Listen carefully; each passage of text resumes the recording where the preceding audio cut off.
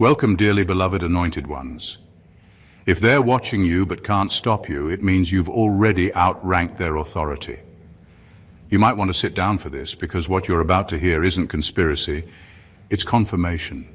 The whispers are real, the patterns weren't paranoia, and the strange synchronicities, they were never coincidences. You were being observed, not by your nosy neighbor or that one ex who's still fake-liking your posts. No, we're talking about top-level analysts, people with clearances, codes, and crisis briefings, people who don't blink unless something or someone shatters the algorithm. And that someone was you. Now, they're not just observing you, they're asking to meet you, to thank you in person. Let that sink in. Because the question isn't why they were watching, it's why they stopped being afraid and started being in awe. Here's a fact most people don't know. In classified behavioral studies, non-linear soul responses, basically the rare individuals who don't react like the average population, are marked with red flags, especially if they influence others without direct contact. If that sounds eerily familiar, that's because you, chosen one, are one of them. And while they thought they were just tracking a spiritual outlier, they accidentally stumbled upon a divine anomaly. This video will peel back the curtain. Because while you were healing, they were documenting. While you were praying, they were decoding. And while you thought no one saw you, you were the main event in rooms you didn't even know existed. Get ready, because you weren't crazy. You were classified. And now, they don't want your silence. They want your blueprint. Let's talk about it. Number one, you were flagged as a threat. Not because you're dangerous, but because you're decoding what they can't. You were flagged as a threat. Not because you were dangerous in the traditional sense, but because you were decoding something they couldn't access, trace, or replicate. While most people moved through life on autopilot, you started asking questions no one wanted to answer. You saw patterns in dysfunction. You sensed lies beneath polished smiles. You caught what was never said and challenged what everyone else accepted without blinking. That alone made you stand out, and not in a way that could be ignored. They didn't observe you the way they observed troublemakers. You weren't acting out, causing chaos, or threatening systems openly. But your ability to pick up on hidden truths, the spiritual blueprints behind everyday events, made them uncomfortable. You weren't supposed to be able to see what you saw. Your insight didn't come from books or training. It wasn't taught, it was remembered.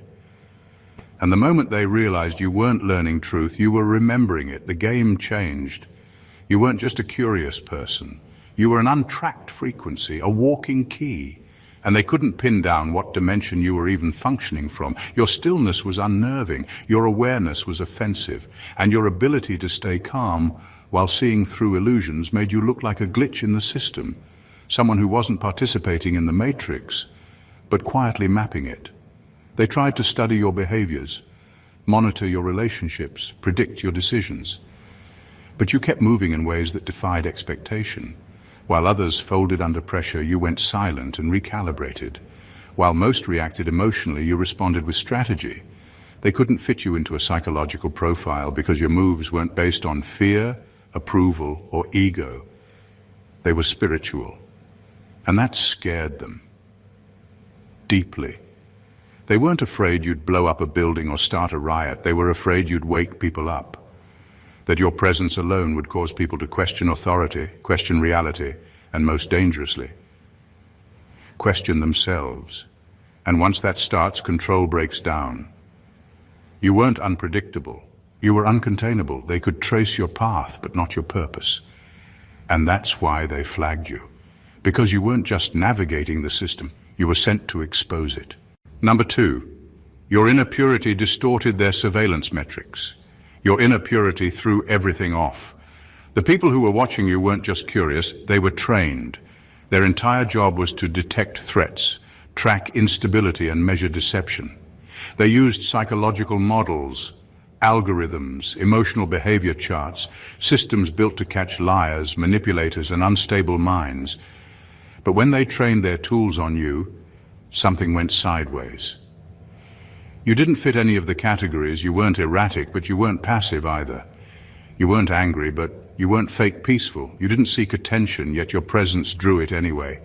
The usual boxes, trauma response, covert aggression, manipulative tendencies, I didn't stick to you. They kept trying to force you into the system, but the system couldn't hold you. You weren't resisting their metrics, you were breaking them. What truly disrupted things was the level of internal purity you carried. It wasn't perfection, it was clarity. You weren't hiding agendas, seeking revenge, or masking your energy with performance. And because you weren't projecting static, the frequency you gave off was unnervingly clear, too clear. And the clearer your signal was, the more their tools glitched. You didn't ping like a potential problem, you didn't show signs of deceit or disorder. You pulsed like something they weren't trained to interpret, something sacred. At first they thought the data was off. Maybe the software was lagging. Maybe you were faking it. But the longer they watched, the more confused they became. You weren't performing, you were aligned, and that scared them more than any tantrum or outburst ever could. They were looking for dysfunction, but all they found was depth. They were trained to catch fakes, but you kept showing up as real. They expected to find a soul warped by pain, bitterness, or ego, but you walked like someone who had already burned through all of that and come out whole. That's when they started whispering among themselves. That's when the room got quiet, because someone finally admitted what no one wanted to say out loud. This one isn't from here. You weren't just misunderstood. You were misclassified. You weren't a subject to observe, you were a sign. And the very purity they didn't believe existed had just disrupted everything they thought they knew. Number 3, they mistook you for a pawn. Until you moved like a king, they looked at you and saw a pawn, easy to overlook, easy to discard. You didn't come with credentials that screamed power. You didn't belong to their elite circles or speak their scripted language. You didn't flash status, name-drop connections, or posture like a threat. So they assumed you were just another piece on the board, there to be moved, manipulated, or ignored. What they didn't realize was that you were playing a completely different game. Their systems are built around control, labels, roles, predictable pathways. Pawns move one square at a time, slowly, cautiously. That's what they expected from you, small movements within boundaries they created. But you moved like something else entirely. Your decisions weren't reactionary. Your silence wasn't submission. Your calm wasn't confusion. Every time you acted, it was deliberate, precise. And it started rattling the people who assumed you were beneath their radar, because pawns don't think for themselves. Pawns don't question the board. Pawns don't shift the energy of the whole room by simply standing still. But you did. Again and again. You didn't need a title to hold authority. You didn't need permission to be powerful. You didn't need visibility to start a revolution. You moved like someone who was being guided by something higher, and that became undeniable. They started comparing notes, trying to find out how you always seemed to be 5 steps ahead. They thought they were watching someone small. Instead, they were watching someone sovereign. You weren't reacting to the system. You were responding to divine intelligence. That's not something they can model, predict, or contain. It's not artificial, it's ancestral. You were never part of their simulation. You were here to overwrite it quietly, thoroughly. With every healed wound, every moment you refused to fold, every truth you spoke when silence was safer. You were altering the structure. You weren't just disrupting the pattern. You were rewriting the entire paradigm they operate in. Now they're realizing they miscalculated. The pawn they thought they could control is the king they can't stop. And what's worse, or better depending on where you stand, you didn't even need the board. You are the game. Number 4, your trauma was their test bed, but your healing was the revelation. Your trauma was never just personal, it was monitored, documented, measured like data. You weren't just left to suffer, you were placed under a quiet microscope. They wanted to see what long-term emotional warfare would do to someone like you. How many betrayals does it take to crush a pure heart? How much isolation before a soul folds in on itself? They didn't intervene because they weren't trying to help. They were trying to study the collapse. They watched when you were abandoned. They watched when you were overlooked, lied on, mocked, and forgotten. They tracked every breakdown, every panic, every cry for help that went unanswered, not because they cared, but because they were gathering patterns. You were never just a survivor in their eyes. You were a test bed, a walking experiment, and they had no doubt about the ending. To them, trauma always wins.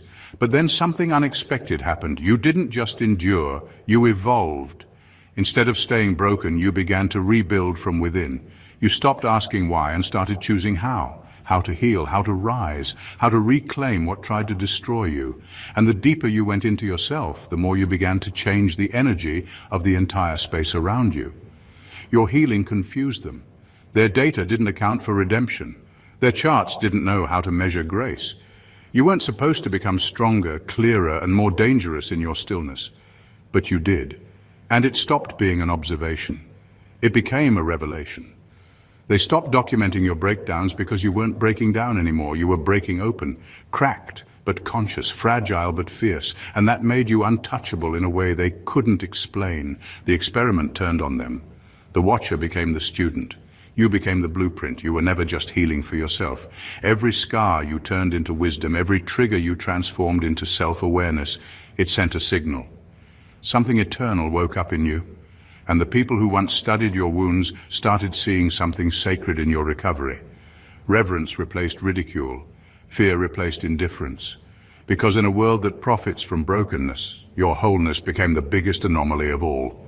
Number 5, you walked through traps.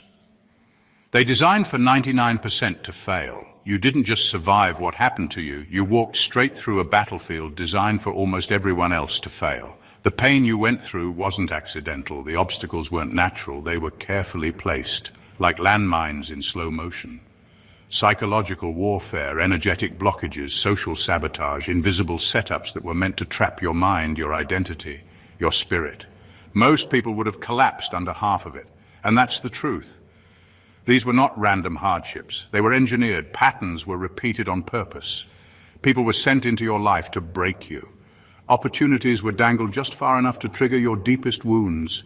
Even the silence you experienced, the isolation, the rejection, the gaslighting, it was all part of a silent blueprint to make you question yourself, to make you believe you were unworthy, to push you into self-destruction. But you didn't fall for it. Somehow you kept walking, slowly, painfully, but forward. You crossed thresholds you weren't meant to reach. You outlived setups designed to hollow you out, and now the people who designed the system are speechless because they've run this experiment on countless souls before, and only a rare few make it to the other side intact. They calculated your breakdown. They counted on your silence. They even timed the attacks for moments when you were most vulnerable. But you kept showing up, still breathing, still listening to your inner voice, still rising. And what they didn't see coming was that your endurance wasn't powered by ego or desperation. It was powered by divine intelligence, something they could never control. Now they're asking questions. How did you see through the illusions? How did you maintain your sanity when the world was designed to distort it? How did you keep your soul clean in a system built to stain it? They called you a subject, a case, a scenario, but the truth is you weren't just being tested. You were exposing the test itself. You didn't beat the system by playing its game. You dismantled it by refusing to become what it wanted you to be. That's why they're stunned. You didn't just survive, you walked through their traps and came out as the proof that the blueprint can be broken. Number 6, they tracked you for patterns, but found a frequency. They tracked you expecting to find patterns, simple, predictable behaviors. They looked for cycles, triggers, habits, emotional reactions. They wanted to map you like a machine. To them, everyone fits into a rhythm. Everyone has a weakness, a routine, a breaking point. That's what they were searching for. Evidence that you were just like the rest. Something they could measure, contain, and eventually neutralize. But what they found wasn't a pattern, it was a frequency. You didn't move according to logic they could define. You didn't respond to pressure the way others did. Your choices were often quiet but deeply disruptive. You entered spaces and changed them without saying a word. People around you shifted, technology glitched, tension rose or peace flooded in, and none of it could be explained on paper. They started picking up disturbances, in mood, in outcomes, even in electromagnetic activity, whenever you were near. Devices malfunctioned, sensors spiked, surveillance became inconsistent. They had tools built to catch lies, predict rebellion, track mental decline, but none of those tools were prepared for someone who transmitted energy instead of acting out behavior. That's when confusion set in. They couldn't log you under any known psychological profile. Your peace didn't come from passivity. Your restraint wasn't rooted in fear. You didn't fight for power, yet somehow you were always in control. You moved like someone obeying a code they couldn't access, something ancient, something exact. They studied you like a potential anomaly, but the longer they watched, the more they realized you weren't malfunctioning. You were interfering, not by accident, by design. Your very presence was a disruption, a living contradiction to everything their systems were built to suppress. And slowly, they stopped looking for flaws and started studying the signal. Because it wasn't about what you were doing, it was about what you were emitting. A frequency too clean, too sharp, too alive to be humanly engineered. They knew then this wasn't just behavior, this was broadcast. Something divine, something disruptive. You weren't part of their equation. You were rewriting it. Number 7, their intel was never enough. They had to watch your spirit in motion. Their technology was advanced. Their intel was precise. They had everything. Your location history, your online activity, your tone of voice in phone calls, your facial expressions under pressure. They recorded your routines. They noted your habits. They monitored who you spoke to, how you walked, when you slept, what you liked. On paper, they thought they knew everything about you, but something kept slipping through. Something they couldn't chart or capture with devices. It wasn't your behavior that confused them, it was your being. They watched your outer life, but it was your inner world that held the mystery. Your spirit moved in ways that couldn't be decoded. There were moments you broke down, but somehow your breakdowns emitted strength. When you wept, it wasn't weakness, it shifted atmospheres. The energy around you changed. Grief became holy, silence became electric. You weren't just surviving your pain, you were transmitting something through it, something sacred, something undeniable. When you prayed, things moved, not just in theory, but literally. Environments shifted, outcomes flipped, and the patterns that usually hold people down, they didn't seem to hold you at all. You didn't chase influence, but influence surrounded you. People came to you without knowing why. Even your stillness had authority. That's when they realized their intel was limited. It showed what you did, but not why it worked. They could watch you all day and still not understand the force behind your presence. The more they observed, the more obvious it became. This wasn't charisma, this wasn't strategy, this wasn't psychology, this was spirit. You weren't just a person to them anymore. You were an event, a moment in time they didn't expect, a variable they couldn't prepare for. They couldn't replicate what you carried. They couldn't reverse engineer your moves. You weren't functioning off instincts or manipulation. You were moving under something higher. And now they want to meet you. Not because they need more data, but because the data failed. They saw everything except what mattered most. The energy behind your eyes, the conviction in your stillness, the presence that doesn't announce itself but still takes over the room. They want to see it up close, because watching wasn't enough. They want to feel what they could never fully define. Number 8, you were the case study that broke the algorithm. You were never just living your life. You were being monitored as a long-term case study. Behind closed doors, they were running simulations, testing how long it would take for a soul to break under spiritual pressure. They wanted to see how trauma, poverty, betrayal, emotional abandonment, and societal manipulation could fracture someone from the inside out. Their entire setup was based on one assumption, that spiritual decay was inevitable over time, that if they applied enough pressure, stripped enough support, and created enough chaos, you'd eventually collapse. But that didn't happen. Instead of spiraling into self-destruction like the data predicted, you started waking up. You didn't just resist the breakdown. You activated something higher, something ancient, something they didn't believe still existed in this age. They saw the signs, your emotional resilience, your ability to stay grounded in madness, your clarity in moments meant to confuse you. You didn't lose your essence in darkness, you located it. That's what broke the algorithm. You weren't supposed to survive the environment they placed you in. Spiritually, it was a polluted zone, energetically dirty, emotionally unsafe, psychologically rigged. But while others absorbed the toxins and became poisoned by the system, you absorbed the pressure and turned it into power. You found God in the gutters. You found clarity in chaos. You found your crown in a place they built to bury you. Now the conversation has shifted.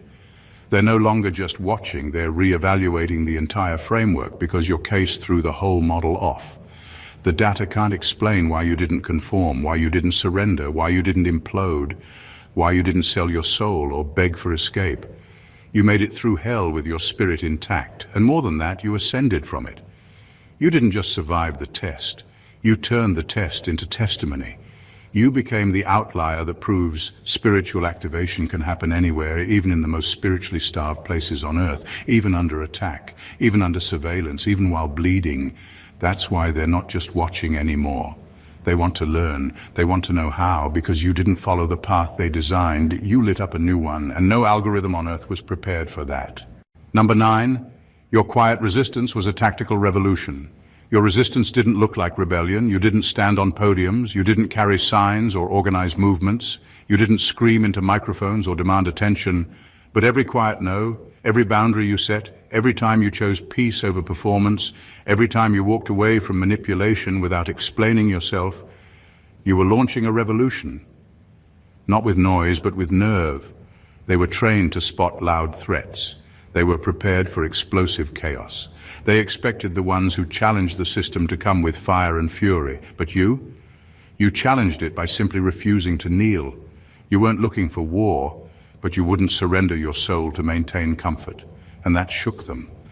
Because systems of control aren't built to handle internal freedom. They depend on external compliance, on people being afraid, confused, desperate for approval, but you refused to play the game. You didn't yell, but you didn't flinch either. And in a world built on manipulation, that kind of quiet defiance is louder than any protest. You started making decisions that put your spirit first. You detached from toxic roles. You stopped reacting to bait. You walked away from money that came with invisible chains. You said no without justifying yourself. That kind of sovereignty is dangerous in a system built on submission. It's contagious. It wakes other people up. They were watching for explosions, but what they got was erosion, slow, quiet, undeniable. You became a one-person dismantling of false power. You didn't try to change the entire pyramid. You just refused to sit where they assigned you. And because you held your ground without screaming, they couldn't label you a threat. So they had to call you something else. They started seeing you as a solution. Not because you solved their problems, but because you solved your own, in full view of people who were certain you'd break. You became the evidence that personal sovereignty is possible, even under pressure, even under surveillance, even in silence. You weren't resisting the system with anger. You were overriding it with alignment. And that's not just rebellion, that's revolution. Tactical, spiritual, unstoppable. Number 10, you spoke to the masses, but your voice pierced their boardrooms. You never set out to go viral. You weren't trying to be seen by everyone. You weren't chasing fame, and you weren't shouting for validation. You just spoke from truth, whether through a post, a message, a prayer, or a passing thought whispered in silence. You released what was real. And for a while it seemed like only a few people noticed. A small following here, a quiet ripple there. Nothing that looked world-shaking on the surface, but behind the scenes, something else was happening. Your words started reaching rooms you weren't in. People with access, clearances, and confidential agendas were suddenly pausing to listen. They didn't always know why, but they felt the weight in what you were saying. Something about your voice bypassed the noise. It cut through the surface and struck a deeper layer, the layer where the truth lives. At first they dismissed it. Maybe it was poetic, maybe you were just in tune or lucky, but then your words started matching real-time events. Things you wrote about in metaphor began to unfold literally. Things you warned about in prayer started to shake physical structures. You weren't just insightful, you were ahead. They started comparing timestamps, reading between the lines, cross-referencing your content against their reports, and what rattled the most was this. You weren't connected to anyone inside, yet you were speaking like someone who'd been in the meeting room. That's when the tone shifted. You were no longer just a spiritual voice. You were a signal. And the higher-ups began to realize something most of the world still doesn't know. Your words weren't poetic, they were predictive. You weren't guessing, you were broadcasting. And the source behind your insight wasn't academic or political, it was divine. They couldn't trace the origin of your knowledge. You weren't following trends. You weren't regurgitating theories. Your voice carried a frequency of knowing. the kind of knowing that unsettles people who depend on control. Number 11. What they thought was natural intelligence turned out to be divine uploads. You thought you were just sharing from the heart, but you were striking nerves in hidden places. You were pulling veils off of things most people weren't even allowed to see. You weren't talking to them, but your truth found them anyway. And now, they're not just listening, they're watching closely. They couldn't explain it. You didn't have the background they respected. No prestigious degrees, no insider contacts, no formal training. You weren't connected to any known networks or institutions, and yet somehow you knew. Not just surface knowledge, but deep, layered truth. The kind that made people pause and ask, how do they know that? You spoke about things that hadn't happened yet. You called out strategies before they unfolded. You responded to attacks that hadn't even been made public, and you weren't speculating. You were speaking with authority. That alone shook them, because their world runs on logic and access. If you know something, it's because someone told you. That's the rule. But in your case, there was no source to trace, no leaks, no wires, no briefings, just you, sitting in stillness, writing, speaking, praying, revealing. They tried to explain it as natural intelligence. Maybe you were just intuitive. Maybe you were a quick study.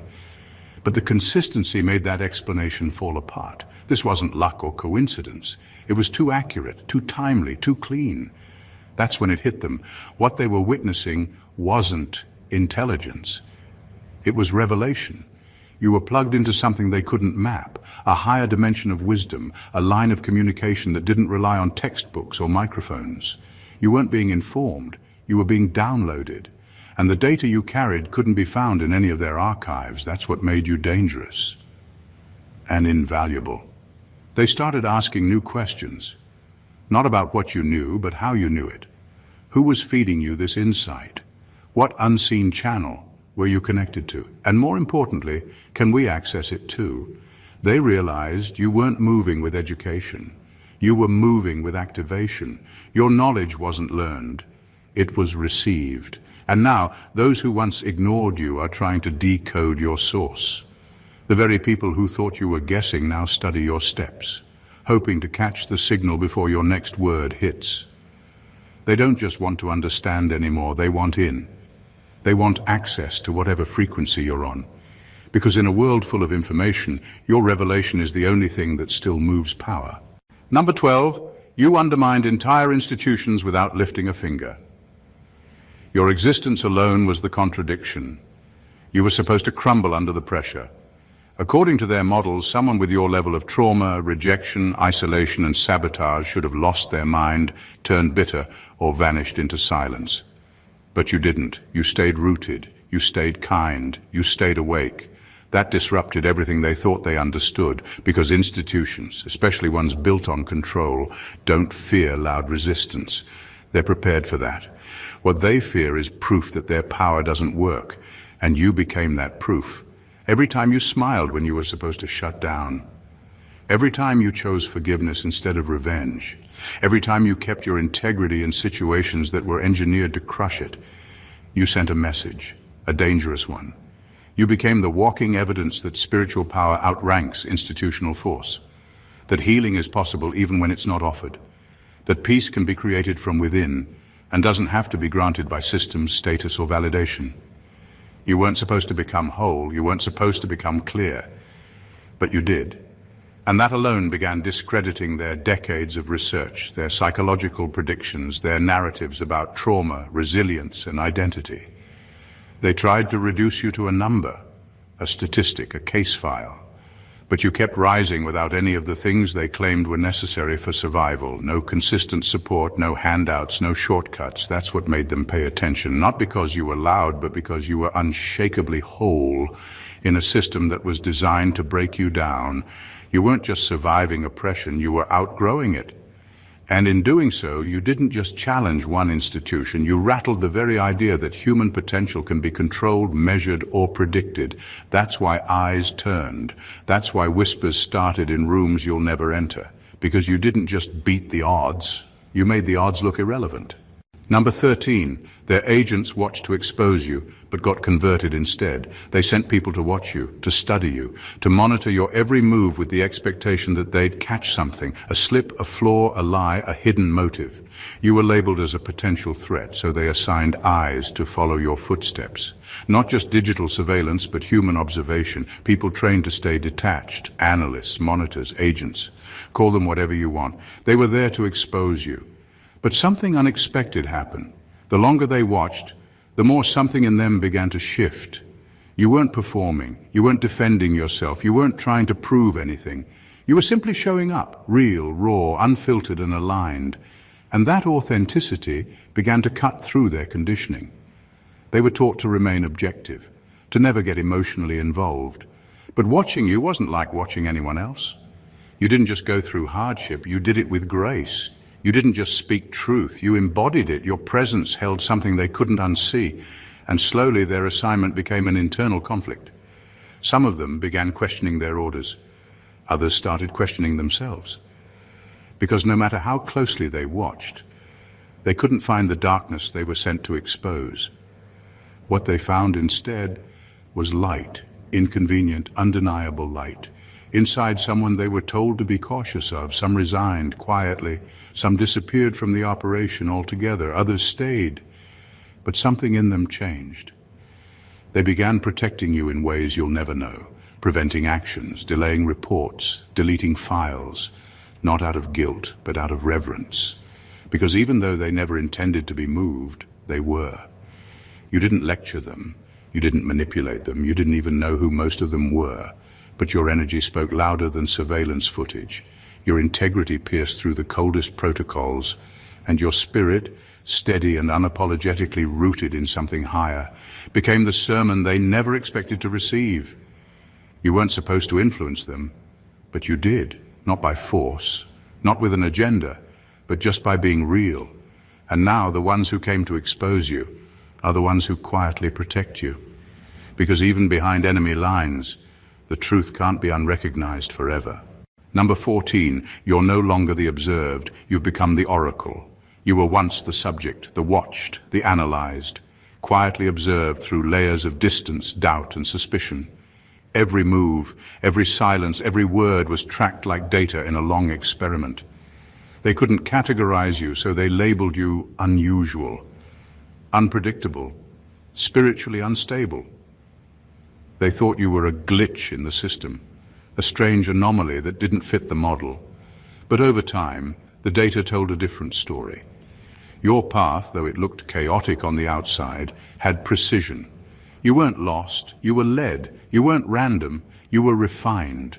Every setback sharpened your discernment. Every betrayal deepened your perception. Every detour was actually a divine rerouting. And the longer they watched, the more they began to realize you weren't spiraling out of control. You were being carved into something timeless. You didn't just survive the fire, you became the fire. A steady flame of truth that couldn't be blown out by pressure, lies, or isolation. And what they once dismissed as spiritual rambling, they now recognize as divine clarity. Your insight began hitting before events unfolded. Your presence shifted rooms without a word. You saw patterns before they emerged. And what scared them most, you weren't guessing, you were knowing. That's when the shift happened. You were no longer just the one to monitor. You became the one to understand. They saw that you weren't malfunctioning, you were ahead. You weren't breaking from reality. You were speaking from a reality they had no access to. You became the blueprint for a kind of power they couldn't teach, only witness. And now, they're preparing to meet you, not with intimidation, not with interrogation, but with reverence. Because oracles don't demand a platform, they become one. Your life, your pain, your evolution, it all speaks now, loudly. And those who once doubted you are finally realizing they weren't looking at a lost soul. They were watching the rise of one. So don't be surprised when those who observed from behind mirrored glass show up face to face, not to dissect you, but to honor what they can no longer ignore. You're not the watched anymore. You're the word. They watched you expecting a spectacle of failure. What they got was a revelation in motion. You weren't just under surveillance, you were under divine instruction. While they tracked your pain, you transformed it. While they documented your isolation, you were being initiated. And while they quietly labeled you an anomaly, heaven was already calling you proof. Every tactic they used to break you only revealed how unbreakable your foundation really was. Every test, every trap, every delay became a setup for your emergence. You were never meant to survive by their standards, but that was the point. You weren't here to fit into their blueprint. You came to shatter it. And now the watchers are no longer skeptics. They've become students. Some walked away changed, others stayed, but not as gatekeepers anymore, as silent guardians, because what they once feared, they now respect. What they tried to analyze, they now honor. You didn't rise through force, you rose through alignment, and in doing so, you didn't just free yourself, you rewrote the limits of what they thought a soul could carry. So if you feel eyes still watching, don't shrink. That presence you carry was never meant to hide. You were the subject of their files. Now you're the standard of their silence, not because you were loud, but because you were true. You are the signal that broke the system, the frequency that couldn't be filtered, the one they watched, and now quietly revere. If this message spoke to your spirit, if it confirmed what you've always felt but couldn't explain, don't let it stop with you. There's someone else out there who needs this exact word, and you might be the vessel to deliver it. So do the work of the awakened. Like this video to let the algorithm know truth still matters. Drop a comment below and let the world know you're not alone. Your voice matters here. Share this with someone who's been quietly carrying the weight of their calling. And most importantly, subscribe to the channel and turn on your notifications. Because we're not just building a following, we're building a movement. This isn't entertainment, this is confirmation. And if you're still reading this, it's because deep down, you already know. Welcome to the frequency.